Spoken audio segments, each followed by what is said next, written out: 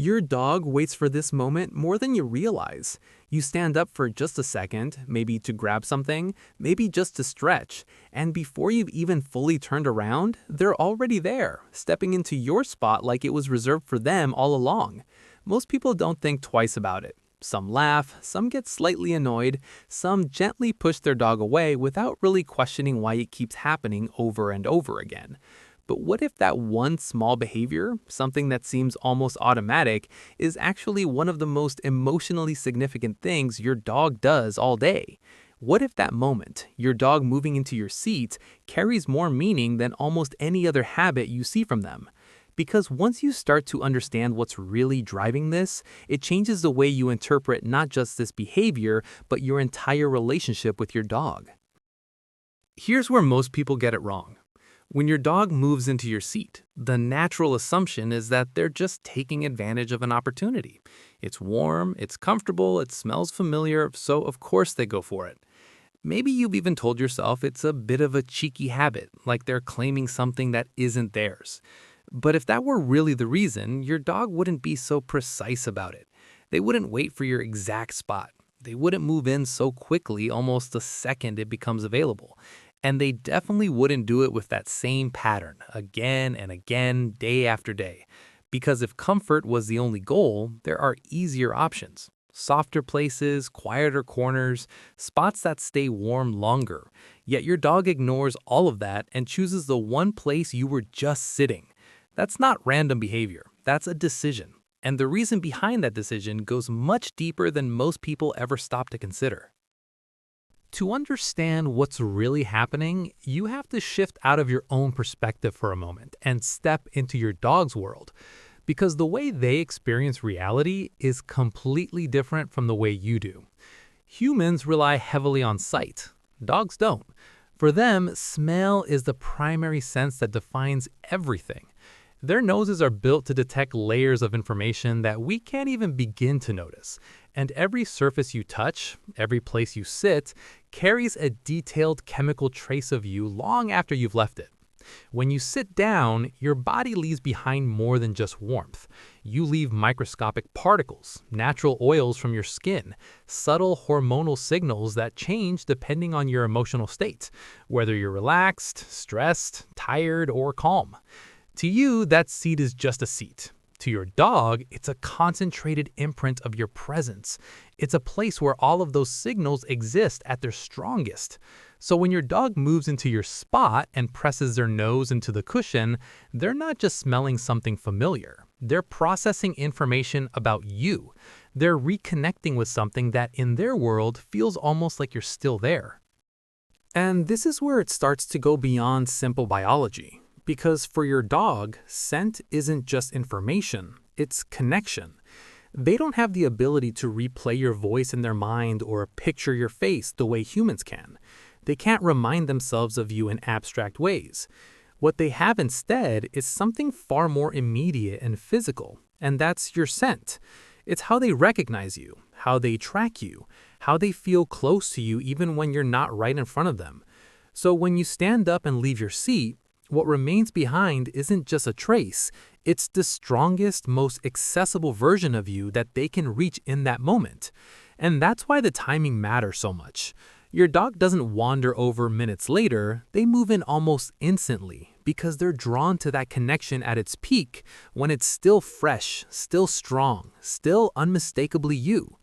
In a very real way, when your dog settles into your spot, they're not choosing a place, they're choosing proximity to you, using the only channel they fully understand. Now, here's the part that most people never stop to question.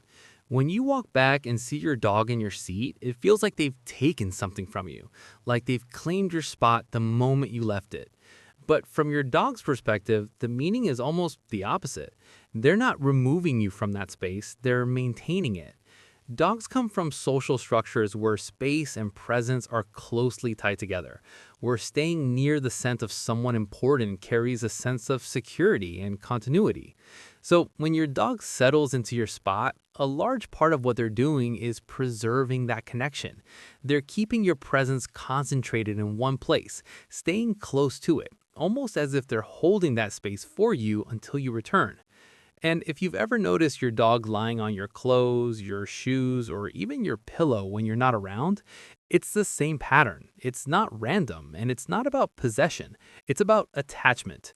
The stronger the bond, the stronger this behavior tends to be. Which means the dogs that love their owners the most are often the ones you'll find sitting in their seat the second they stand up.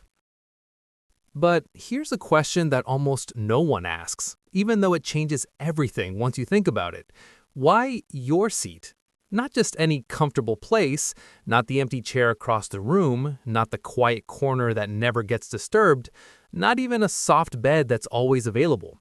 Out of every option in the house, your dog consistently chooses the exact spot where you were sitting. That kind of consistency doesn't happen by accident. Dogs are constantly observing the people they live with. They track routines, they notice patterns, they pay attention to where you spend your time and how you behave in different spaces. Over days, weeks, and months, they build a detailed understanding of your environment, not just physically, but socially.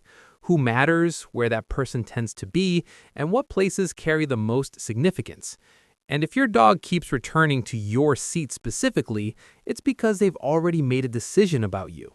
In their internal map of the world, that spot represents the person who matters most. It's where your presence is strongest, where your energy is most consistent, where you spend your most settled moments. So when they choose that location, they're not just following comfort, they're following meaning, and that meaning is directly tied to you. This is where a lot of outdated ideas about dog behavior start to fall apart. For a long time, people explained habits like this using the idea of dominance, as if your dog was trying to claim status or take control of a space that belonged to you. But modern understanding of canine behavior shows something very different. Dogs aren't constantly trying to challenge you for position in the way those older theories suggested. What they respond to instead is significance. They organize their world around the individuals they are most bonded to, and the places associated with those individuals carry meaning because of that connection. Your seat isn't important because it's a resource to compete for. It's important because it's yours. It's where the person they are most attached to spends time. It's where your presence is most consistent. So when your dog moves into that spot, they're not trying to replace you or compete with you. They're aligning themselves with you. They're choosing to stay as close as possible to the center of their social world, even when you're not physically there. And once you see it that way, the behavior stops looking like a challenge and starts looking like something much more connected to attachment and trust. At the same time, there's also something very physical happening that you can't ignore. When you sit in a place for a while, your body leaves behind warmth. It's obvious on the surface, but for your dog, that warmth carries more importance than you might expect. Dogs naturally seek out warm environments because it helps their bodies rest more efficiently. Maintaining body temperature takes energy, and when they lie on a surface that's already warm, they don't have to work as hard to stay comfortable. That's why you'll often see dogs drawn to sunlit spots on the floor, freshly dried laundry, or anything that holds heat. But your seat is different from all of those. It's not just warm, it's warm in a way that's directly tied to you. It holds your heat, your scent, and the exact place where you were just moments ago. So what your dog finds there isn't just physical comfort. It's a combination of biological ease and emotional familiarity layered together in one spot. And that combination makes your seat uniquely powerful compared to anywhere else in the house. But here's the part that tends to catch people off guard when they really start paying attention. Your dog isn't just reacting to you getting up. In many cases, they already know it's about to happen. You're still sitting there and something about your dog's focus shifts. They start watching you more closely. Their body becomes a little more alert, almost like they're waiting for a signal that hasn't fully happened yet. And then you stand up and they move instantly, like they were ready before you even made the decision. That's not luck, and it's not coincidence. Dogs are incredibly sensitive to patterns and micro changes in behavior. The way you shift your weight in the seat, the slight adjustment in your posture, the small pause before you move, even the way your breathing changes right before you stand. All of these signals are picked up and stored over time. Your dog has been observing you every single day, building a detailed understanding of how you move and what your actions lead to. So by the time you actually stand up, they're not reacting in real time. They're following a prediction that's already been made seconds earlier. And that's why it feels like they're always one step ahead of you, because in a very real sense, they are. What makes this even more fascinating is that this ability doesn't come from a single moment of attention. It's the result of long-term observation. Your dog has been studying you every day since they came into your life. Not in a conscious, analytical way like a human would, but through constant exposure to your patterns. The way you move when you're tired versus when you're relaxed. The difference between how you stand up when you're about to leave the room versus when you're just adjusting your position. The tiny habits you repeat without ever noticing. All of it gets recorded. Over time, your dog built a kind of internal map of you, a model that links small signals to predictable outcomes. That's why they don't just react to big actions, they respond to the earliest indicators that something is about to happen. And in the context of your seat, that means they're not simply waiting for you to get up, they're anticipating the exact moment your presence is about to leave that space, and they're moving in to take its place almost instantly. It's not impulsive behavior, it's learned precision. But your dog doesn't just observe you to predict what you're about to do.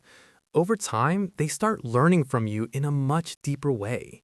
They watch where you choose to spend your time, where you seem most relaxed, where your body settles and stays still for longer periods.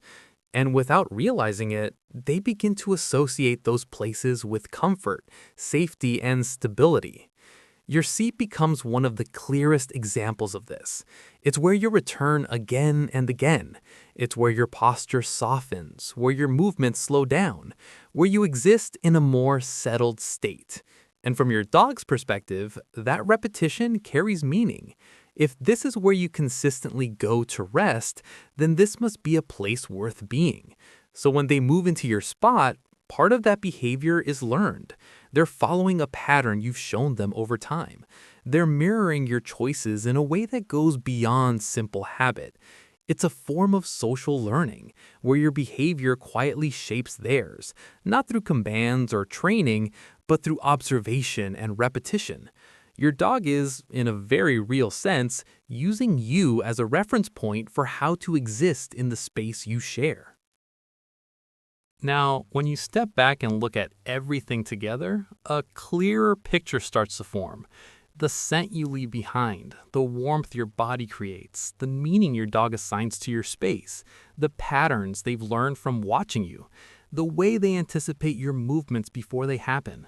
None of these things exist in isolation. They all overlap, layer on top of each other, and point toward the same underlying behavior.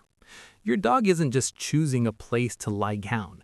They're choosing a place that represents you in the most complete way available to them. A place that feels familiar, predictable, and connected all at once. And that's why this behavior is so consistent. It's not driven by a single factor that might change from day to day. It's reinforced by multiple systems working together, biological, emotional, and learned. Which means every time your dog moves into your seat, they're responding to all of those signals at once, even if it looks like a simple habit from the outside. There's one final layer that ties all of this together, and it's something most people never think about when they see their dog lying down. Rest, for a dog, is not a casual act. It's a vulnerable state. When a dog truly relaxes, when they settle their body, lower their guard, and allow themselves to rest, they're placing trust in the environment around them. In natural settings, choosing the wrong place to relax could carry real risk. It means reduced awareness, slower reactions, and the higher level of exposure. That instinct hasn't disappeared. It's still there, built into how dogs evaluate space, even in the safety of a home. So when your dog decides where to lie down, especially where to fully settle, they're making a decision about where they feel safe enough to let that guard drop. And out of every option available, every quiet corner, every soft surface, every place they could choose, they consistently move into the one spot that holds the strongest trace of you. That choice isn't random, and it isn't shallow. It's tied directly to how secure they feel in your presence, even when that presence is only represented by what you've left behind. So when you look at that moment again, your dog moving into your seat the second you stand up, it starts to mean something very different from what it seemed at first. It's not about convenience, it's not about them taking advantage of a warm spot, and it's definitely not about trying to take something from you.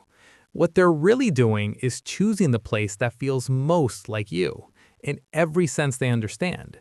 They're choosing your scent, your warmth, the space you consistently return to, the spot that represents your presence more than anywhere else in the room. And more importantly, they're choosing to relax there, to lower their guard there, to exist in that space as if you're still part of it. Which means that, on a level deeper than most people realize, your dog is showing you exactly where they feel safest. Not just near you, but in the exact place where you were. Because to them, that connection is enough to turn any space into something secure, enough to let them rest without hesitation, enough to make the world feel stable even in your absence.